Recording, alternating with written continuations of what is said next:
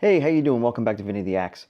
Today I want to talk about an interview I watched on YouTube with Rick Beato and Yngwie Malmsteen. And in that interview, he talked about the string gauge that he uses. And I know, from past, I've always heard that Yngwie Malmsteen plays with 8-gauge strings.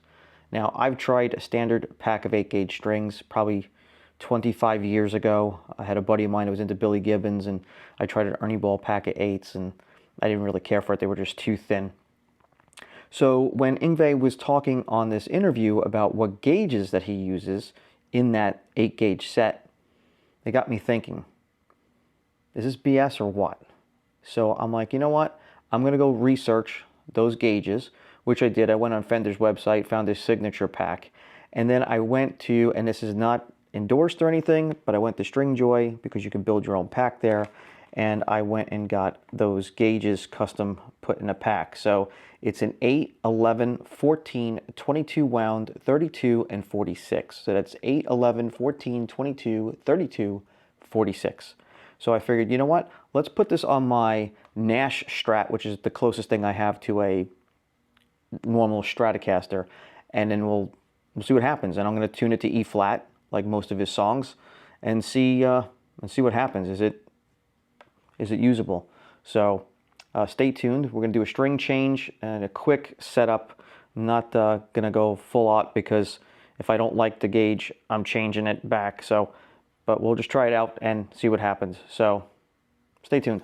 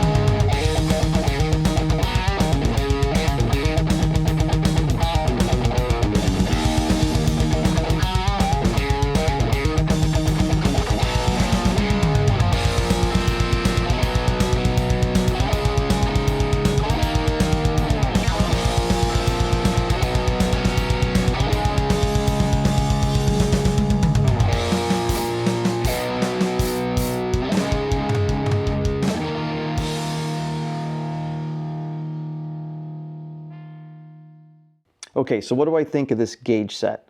So I will say that the 8 is very, very slinky, of course, as we know.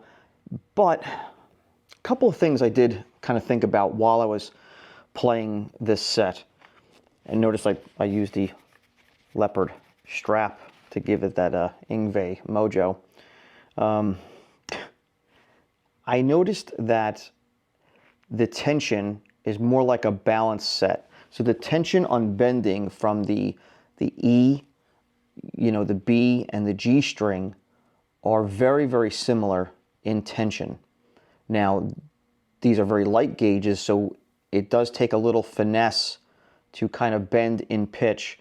And the little recording that you heard, I did within minutes of getting it in tune and getting the string stretched and getting it set up. So it took a little bit for me to get used to.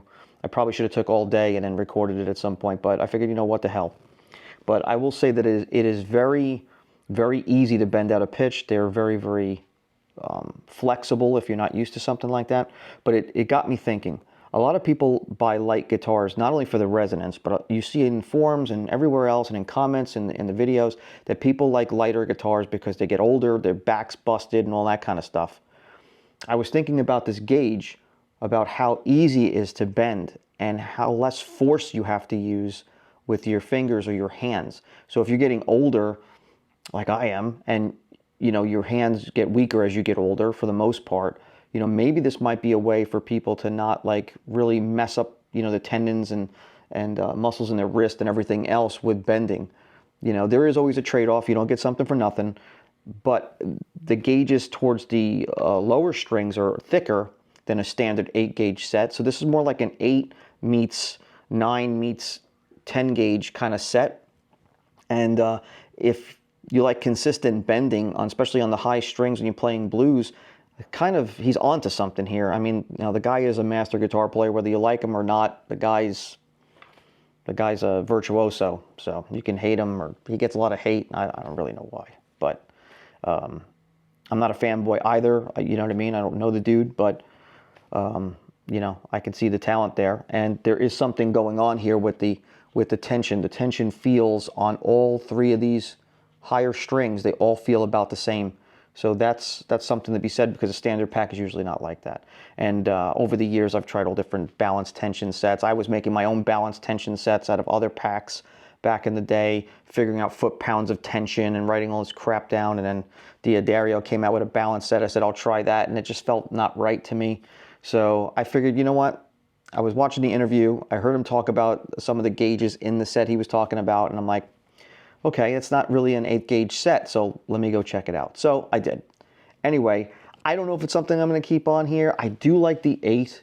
It doesn't feel really, you know, stiff when you bend, but when I get to the B string, I don't know. It's just they're very flexible, so I don't know, maybe some more experimentation. But anyway, I figured if you kind of wanted to know what was going on with it, that's pretty much it.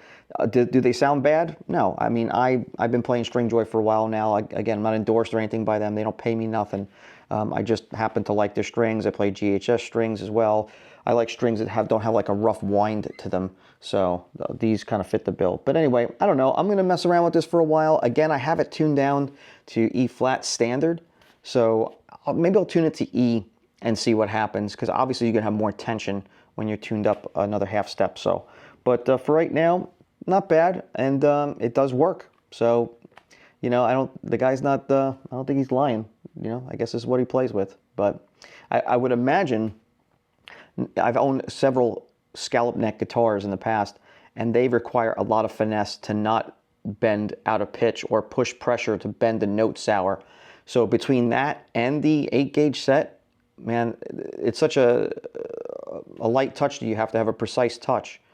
You know, which brings up one more point before I go, is that usually kind of what this hand does, there's always a sympathetic reaction with this hand. So if you clutch this hand or play really hard, this hand usually mashes down really hard. But if you're looking to play alternate picking and have like a lot of finesse for smooth as fast kind of type of thing, these strings kind of make you play a lot more precise, which actually lessens the aggressiveness with this hand at the same time. There's just something that I noticed, and hopefully I explained that the right way. Anyway, thanks for watching Vinny the Axe. Please like and subscribe. Hit the bell icon, thumbs up button, all that crap at the bottom there. It does help out the channel. I greatly appreciate it. And once again, thanks for watching. Take it easy.